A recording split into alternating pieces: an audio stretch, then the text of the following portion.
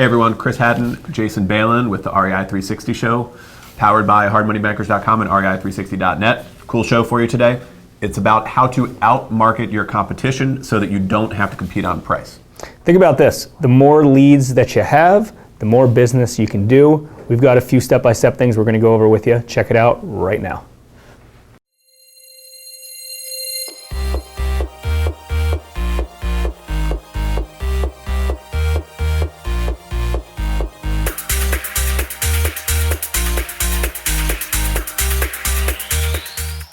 Guys, believe me when I say it is much, much better to outmarket your competition so that you don't have to compete only on price.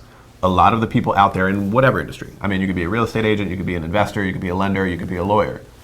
When the phone rings and it's a prospect, a potential client, oftentimes the first thing they're going to ask about is price, right? Well, that's the first thing they know what to ask. It's the only thing they know what to Exactly. ask. If they don't know you, you're just another, website, you're just another, phone number they can call.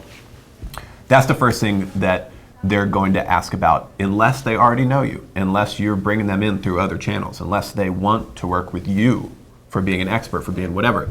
And believe me, it's a much, much better place to be than just a service provider that quotes price. Exactly.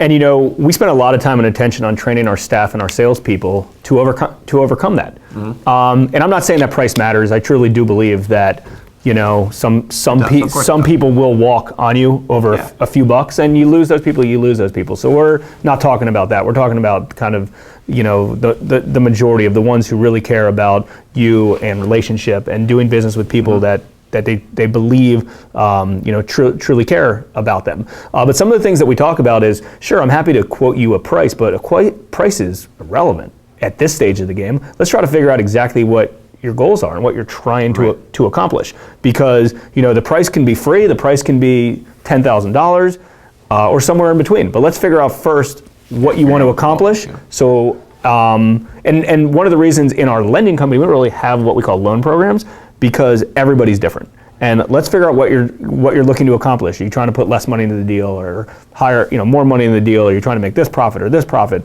So it all kind of really just depends on the situation, and we try to, get talking, get conversations going, build a relationship, understand that, maybe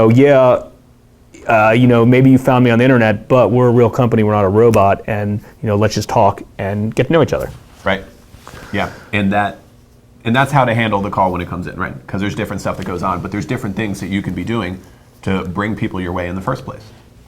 For example, a friend of mine is a defense attorney, and he recently won a high-profile case near where we live here. And of course, like as he should, he took the news story that was coming from the results of that trial and putting it everywhere he could. He's viewed as an expert. If somebody needs a defense attorney for something bad that happened, he's a great one to call. That's what's important, that he's really good at it, that it's been documented in the media. And so when people call him on the phone, it's not just about price, it's about, I know that you're great at this. Yeah. Right? And they probably won't even ask him price. Like, that's their last question to ask. They're just going to say, I want you because you're an expert. I need you to save me. Right. And that's an extreme example, because it's a high profile defense. That doesn't apply to most people being in that situation. Hopefully not. Yeah. But another great example that we come across a lot recently is the new real estate brokerage models that are coming into the space. Cut rate, they have tech stuff involved, lower on service, and they're undercutting the competition. We have a lot of real estate agent friends and associates.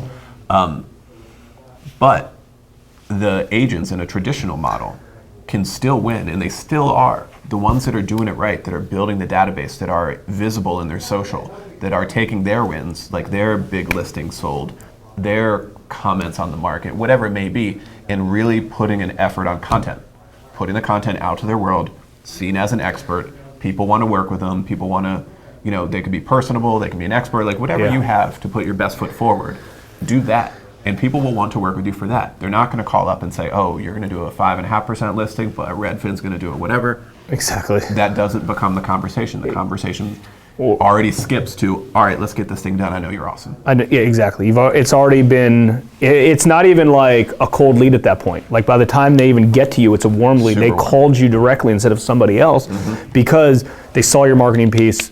This person said them about this person may have said something about them. You sold the next door neighbor's house. I mean, any business got to be treated like a marketing business, and we talk about that all the time. And there's so many newer real estate investors that come in to our office that we talk to typically because they're looking for loans, and like you need to treat this like a marketing company. And I mean, think about it like this: if everyone's chasing around like 2 or 3 leads and you lose one of them or 2 of them, you know, that's a lot of potential profit and deals off the table. But if you know you have 2 or 3 and I got 10. You can just take your 2 or 3 because I got all these other ones over here. So you can do the things you want to do. Yeah, you cherry pick the ones that you want. Deals, to clients, to whatever it may be. So I don't think we've ever really been too concerned about the national hard money lenders invading our space, or the large tech realtors, or even some of the larger kind of cut rate home buyers, or whatever the case is in some of the spaces that we're in. Because number one, some of that stuff's short-winded. Number two, try to have a real conversation with, somebody who's local market driven and knows a zip code if you're a real estate agent, or knows a neighborhood, compared to somebody nationally that says, oh, well, my number one thing on my marketing piece is, whatever, 10 and 2 price-wise, and you guys are slightly higher, so I'm going to get all the business. It's baloney.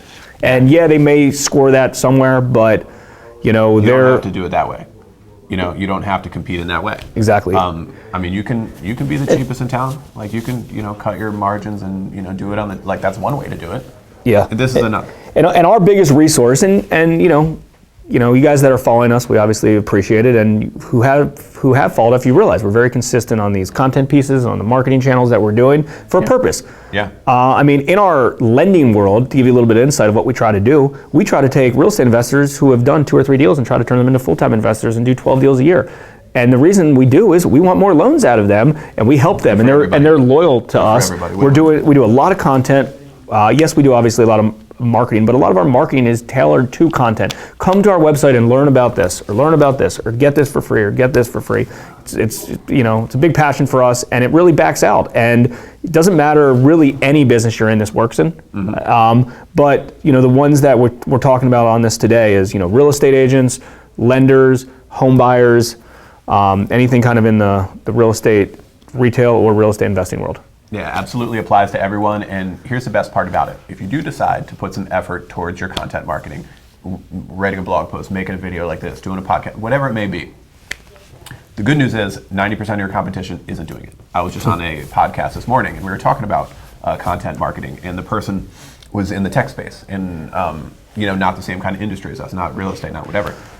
But it's absolutely the same thing. Most of your competition either isn't doing content or they're not doing it well. Yeah.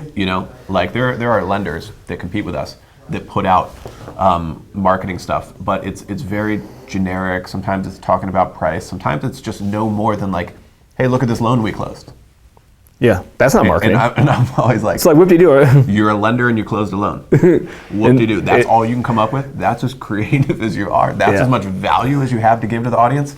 And the good news is that's what your competition is doing. Crappy marketing. Exactly. And the other thing is, the interesting thing, while you were on that podcast, I had an investor that was here that I was talking to about some opportunities, and he actually had another hard money lender in mind, another hard money lender that's quoted him, that has a quote from it. He has a property under contract that he's supposed to settle in a week.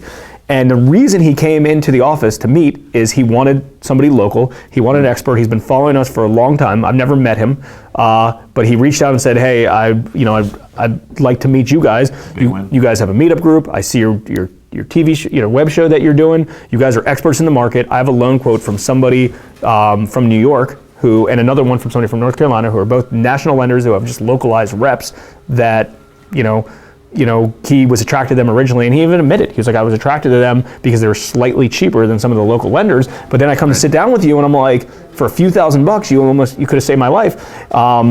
We sat down, we took the whiteboard out, we went through some of the numbers, and I was like, I hate to tell you this, man, but like these numbers don't work. Like you should walk away from this deal. Like, if you want to do this deal, you can do it with that other lender if you want, but I don't think you should do it. And I don't want to do a loan. I don't want to do a loan for you either on it, because I think you're going to lose money on this deal, and I don't want you to be pissed off at me because you lose money on a deal and then we never get to do business again. Or I don't want you to do this deal because then you're probably going to get out of the business if you lose money on your first deal. You say that real estate's not for me. So, but going back, the reason he found us, and obviously I'm sure I scored more brownie points with him because I told him not to do a deal. or we wouldn't even give them the money on the deal, let someone else would, you get a lot out of it. So stay personal, outmarket your people. We've done lots of shows on small pipeline syndrome, which we like to talk about, which, hey, you have you have a small pipeline and you get desperate and you make bad decisions because you only have 1 or 2 deals and one of those falls out, and you run yourself into real problems. So if you're doing this on a regular basis and you're consistent with it and you're serious about it and you just create more followers, that kind of will turn into not having small pipeline syndrome. There you go, guys. Put effort towards your content, win on marketing, not on price. It's going to result in a much, much better business no matter what industry you're in. That's right. All right, good stuff. Good show today, guys. Please check us out on any social media, hashtag the REI360 show. Hit up our Facebook, Facebook.com/Hard Money Bankers, and we'll see you next time. Peace. Take care.